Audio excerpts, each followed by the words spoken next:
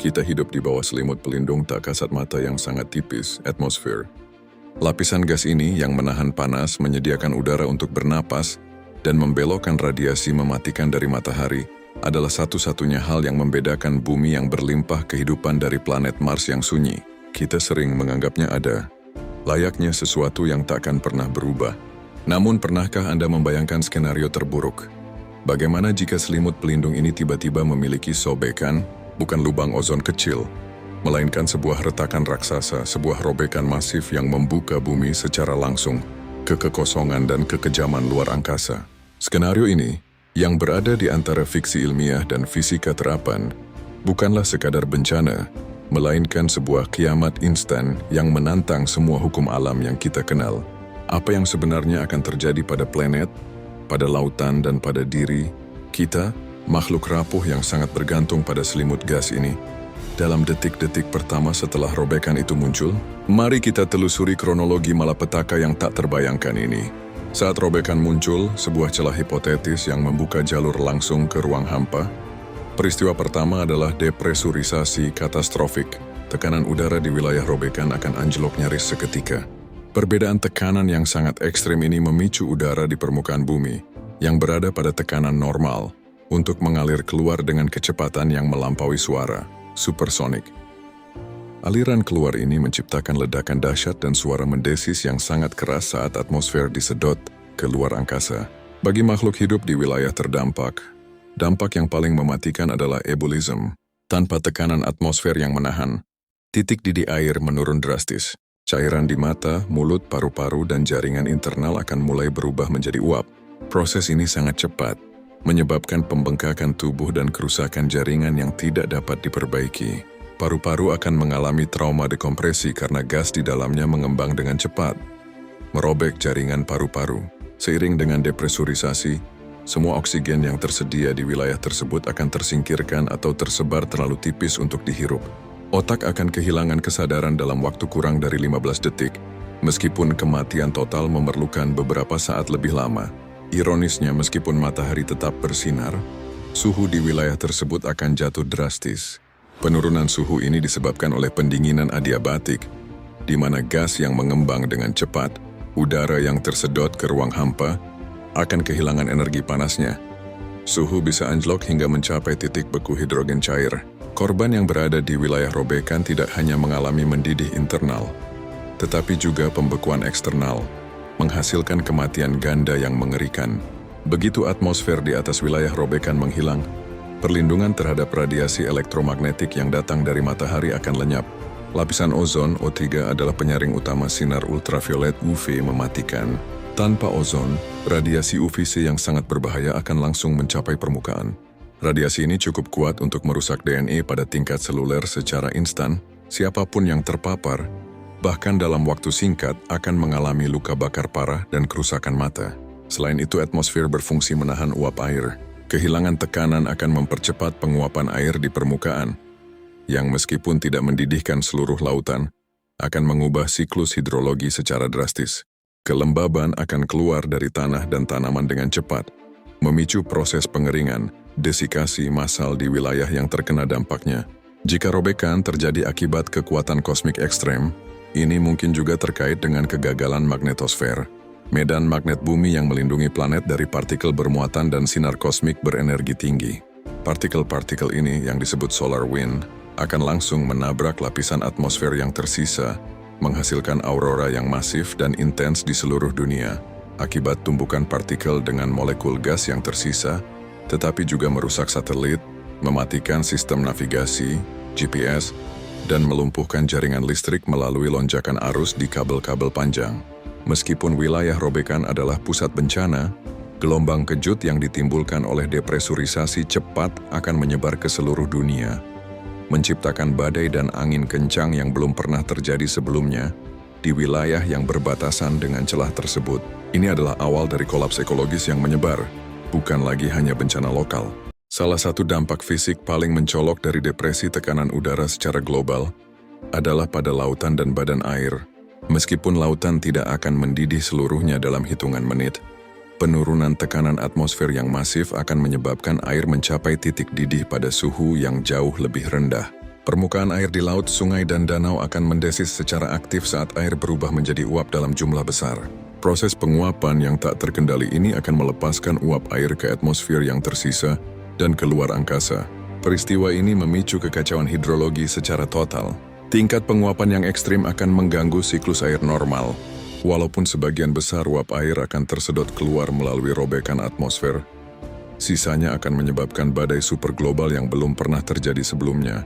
Curah hujan akan menjadi tidak menentu, dengan beberapa wilayah mengalami banjir bandang sporadis akibat uap air yang terperangkap. Sementara sebagian besar daratan lainnya mengalami pengeringan, desikasi, karena kelembaban secara terus-menerus ditarik keluar dari tanah dan tanaman. Kehilangan substansial dari massa atmosfer, terutama lapisan ozon, akan mengubah tampilan langit secara fundamental. Fenomena langit biru yang kita alami disebabkan oleh hamburan sinar matahari oleh molekul-molekul di atmosfer, hamburan Rayleigh.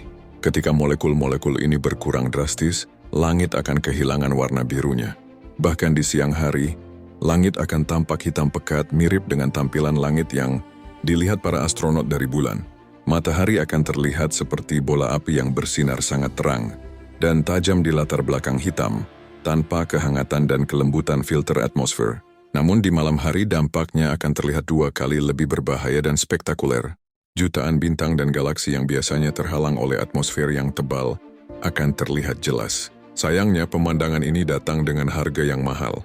Dengan hilangnya lapisan penyaring, meteor dan mikrometeorit yang biasanya terbakar di atmosfer akan menghantam permukaan bumi tanpa terhalang, meningkatkan risiko benturan. Selain itu, cahaya bintang dan sinar kosmik yang tidak terfilter akan meningkatkan tingkat radiasi di permukaan, membuat pemandangan langit malam yang indah menjadi sangat mematikan. Dampak robekan atmosfer tidak berakhir setelah bencana awal. Ini adalah proses yang berkelanjutan. Meskipun robekan itu mungkin berada di satu lokasi, massa atmosfer akan terus merembes keluar ke ruang hampa. Ini berarti tekanan atmosfer global akan terus menurun secara bertahap. Penurunan tekanan yang terus-menerus ini akan membuat titik didih air semakin rendah, memperburuk penguapan, dan membuat pernapasan di permukaan bumi semakin sulit dari hari ke hari. Bahkan jika seseorang selamat dari insiden awal dan paparan radiasi, hidup di tekanan yang semakin rendah akan memerlukan upaya teknologi yang ekstrim untuk menciptakan lingkungan yang dapat dipertahankan. Bumi akan perlahan-lahan bertransisi menjadi planet yang mirip Mars, dingin, kering, dan dengan atmosfer yang sangat tipis. Tumbuhan sebagai produsen utama oksigen dan fondasi dari hampir semua rantai makanan darat akan menjadi korban yang paling cepat dan paling fatal. Hilangnya lapisan ozon yang efektif akibat robekan atmosfer berarti radiasi ultraviolet, UV, yang mematikan akan langsung menghantam permukaan bumi. Radiasi ini akan membakar dan merusak klorofil pada daun, menghentikan proses fotosintesis secara total. Tanpa fotosintesis, tumbuhan tidak hanya berhenti menghasilkan makanan untuk dirinya sendiri, tetapi juga berhenti memproduksi oksigen yang vital. Bahkan tumbuhan yang beradaptasi di tempat teduh atau di bawah air pun akan terpengaruh oleh tekanan udara yang terus menurun dan perubahan suhu yang ekstrim. Pada suhu yang sangat dingin di wilayah terdampak langsung, jaringan sel tumbuhan akan membeku. Sementara pada wilayah yang terpapar langsung radiasi inframerah, sel-sel akan layu dan mati. Kehancuran massal tumbuhan akan menghilangkan sumber makanan dan tempat berlindung, serta menyebabkan penurunan drastis kandungan oksigen di atmosfer secara global. Dalam hitungan minggu hingga bulan, atmosfer akan menjadi mematikan. Tidak hanya karena tekanan rendah, tetapi juga karena asfiksia massal.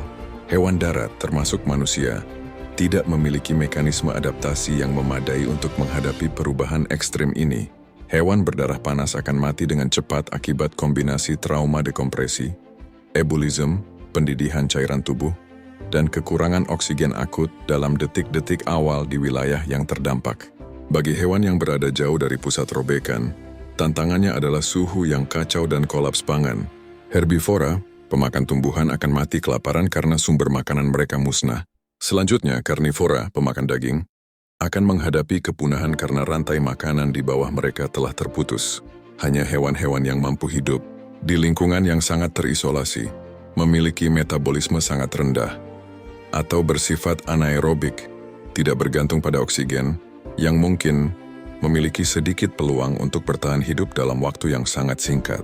Ekosistem laut yang sering dianggap sebagai benteng pertahanan terakhir juga akan hancur. Meskipun air laut dapat menunda efek dekompresi bagi makhluk yang berada di kedalaman, radiasi UV tetap menjadi ancaman besar bagi fitoplankton, mikroorganisme fotosintetik yang berada di permukaan laut dan merupakan dasar dari rantai makanan laut. Kematian fitoplankton akan menghilangkan sumber makanan utama bagi kehidupan laut yang lebih besar dan mengganggu siklus karbon global. Selain itu, perubahan suhu air akibat penguapan yang ekstrim dan masuknya air yang sangat dingin dari wilayah depresurisasi akan menyebabkan shock termal pada spesies laut. Spesies laut dalam mungkin bertahan lebih lama karena terisolasi dari perubahan di permukaan, tetapi hilangnya sumber energi dari permukaan dan perubahan kimia laut, misalnya peningkatan pengasaman air laut, akan secara bertahap memusnahkan sebagian besar kehidupan laut dalam beberapa bulan atau tahun. Di tengah kepunahan total, harapan terakhir akan terletak pada mikroorganisme ekstremofil. Ini adalah bakteri dan mikroba yang mampu bertahan hidup di lingkungan paling ekstrem, di ventilasi hidrotermal laut dalam, jauh di dalam lapisan tanah beku, atau di sekitar sumber panas bumi. Mereka tidak bergantung pada fotosintesis atau oksigen atmosfer. Merekalah yang akan menjadi benih kehidupan yang tidak aktif, dorman, untuk masa depan bumi yang sunyi. Mereka akan menjadi satu-satunya petunjuk biologis bahwa pernah ada kehidupan di planet ini, menunggu jutaan tahun untuk kondisi yang memungkinkan kehidupan kompleks muncul kembali. Dampak psikologis yang paling brutal adalah hilangnya semua harapan. Bencana alam seperti gempa atau tsunami, meskipun menghancurkan, masih menyisakan janji pemulihan dan masa depan. Namun robekan atmosfer adalah kiamat yang tidak dapat diperbaiki dalam skala waktu yang relevan bagi manusia. Ini adalah akhir dari permainan, kepastian akan kepunahan, yang secara ilmiah tak terhindarkan, akan menciptakan gelombang keputusasaan kolektif yang belum pernah tercatat dalam sejarah. Psikologi manusia dirancang untuk bertahan hidup dan merencanakan masa depan. Ketika masa depan itu tiba-tiba dan mutlak dihapus, semua motivasi dasar untuk bekerja, untuk menabung, untuk mendidik anak akan lenyap. Nilai-nilai, hukum dan struktur sosial yang kita junjung tinggi didasarkan pada asumsi akan adanya kelangsungan. Ketika asumsi itu runtuh, yang tersisa hanyalah kekacauan emosional dan anarki total. Rasa sakit, ketakutan, dan keputusasaan akan menjadi satu-satunya mata uang emosional. Di tengah kepastian kepunahan, moralitas dan etika akan menjadi barang mewah yang tidak lagi mampu dibeli. Mengapa harus mematuhi hukum atau norma sosial jika besok tidak ada lagi? Keruntuhan moral ini akan termanifestasi dalam perjuangan brutal untuk sumber daya yang tersisa. Tempat-tempat dengan sistem pendukung kehidupan tertutup, bunker, fasilitas penelitian bawah tanah, atau pangkalan militer yang terisolasi akan menjadi surga terakhir yang diperebutkan. Akan terjadi pertempuran berdarah bukan untuk kekuasaan, melainkan untuk udara yang bisa dihirup. Nilai mata uang, emas, atau aset digital akan lenyap, digantikan oleh nilai tabung oksigen atau akses ke ruang bertekanan. Konflik terakhir umat manusia mungkin akan terjadi di pintu masuk bunker baja, antara mereka yang memiliki akses dan mereka yang putus asa di luar, menguji apakah naluri bertahan hidup lebih kuat daripada nilai kemanusiaan. Semua yang kita hargai sebagai peradaban, seni, sastra, musik, sejarah, dan warisan budaya akan kehilangan maknanya di bawah ancaman kepunahan.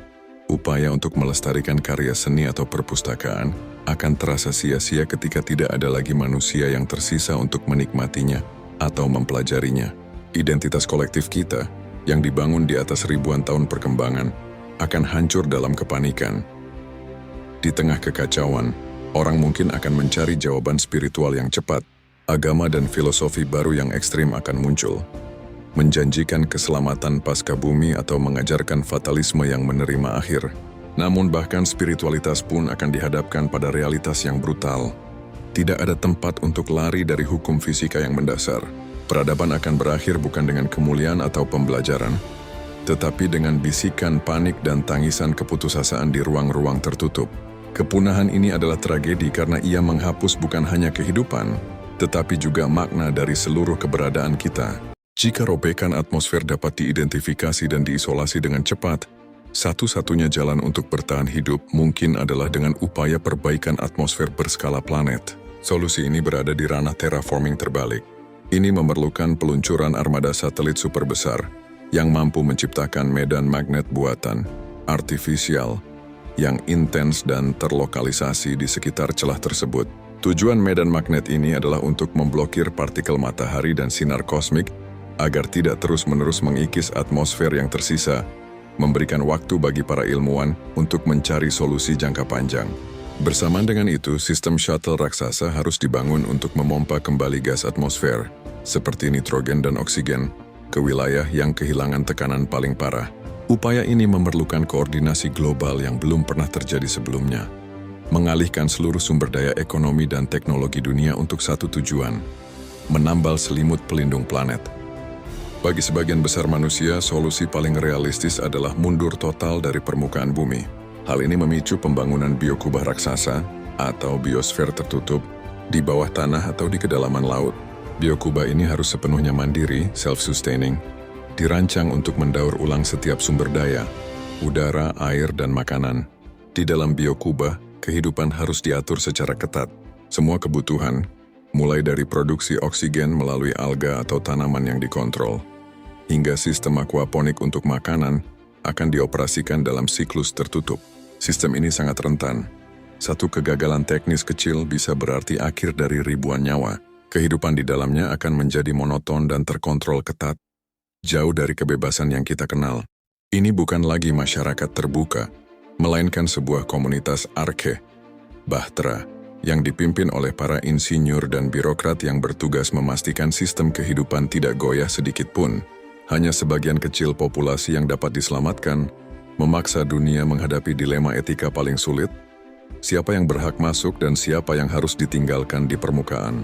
Sebagai pertaruhan terakhir, umat manusia harus mengaktifkan rencana migrasi antar bintang yang putus asa. Dengan waktu peringatan yang singkat, tidak ada waktu untuk membangun kapal koloni besar. Solusinya adalah mengirim kapsul arke kecil yang berisi benih peradaban manusia. Kapsul ini tidak akan membawa jutaan orang, melainkan hanya sampel genetik, DNA, sel punca, dan embrio beku, bersama dengan data digital tentang sejarah dan pengetahuan manusia.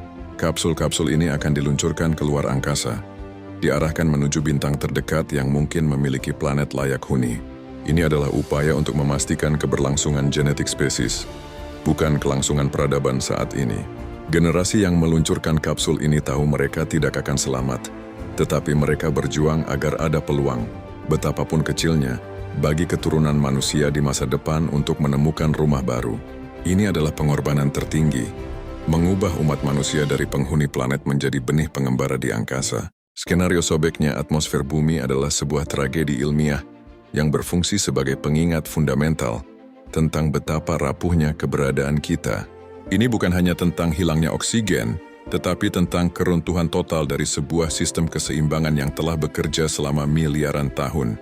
Peradaban, seni, filosofi, dan seluruh sejarah kita, semuanya bergantung pada selimut gas tipis yang sering kita abaikan. Dalam hipotesis ini kita melihat batas akhir yang mutlak, di mana hukum fisika tidak memberikan ruang untuk negosiasi atau perbaikan yang mudah. Kepunahan menjadi sebuah kepastian, dan yang tersisa hanyalah waktu singkat untuk memahami dan menerima kehancuran total. Menganalisis skenario ekstrem ini memaksa kita untuk menghargai dua hal yang paling mendasar: keajaiban sistem kehidupan dan kerapuhan kemanusiaan. Bencana ini menunjukkan bahwa ancaman terbesar bukanlah selalu dari luar angkasa, tetapi dari hilangnya perlindungan vital yang kita anggap remeh. Ini adalah kisah tentang batas akhir yang tidak dapat dilewati, dan pengingat bahwa hidup itu berharga bukan karena kekuatannya, tetapi karena kondisi yang memungkinkan ia ada. Kisah kiamat bumi ini hanyalah satu dari banyak misteri ekstrim dan eksperimen pikiran yang menunggu untuk kita pecahkan. Jika Anda penasaran untuk menggali lebih dalam dan menemukan lebih banyak cerita yang akan membuat Anda berpikir tentang batas-batas realitas dan kemungkinan-kemungkinan tak terduga, pastikan untuk subscribe channel kami dan nyalakan notifikasi. Kisah selanjutnya. Apa jadinya kalau seluruh dunia mengalami satu malam tanpa tidur? Kita akan bedah konsekuensi psikologis dan sosialnya,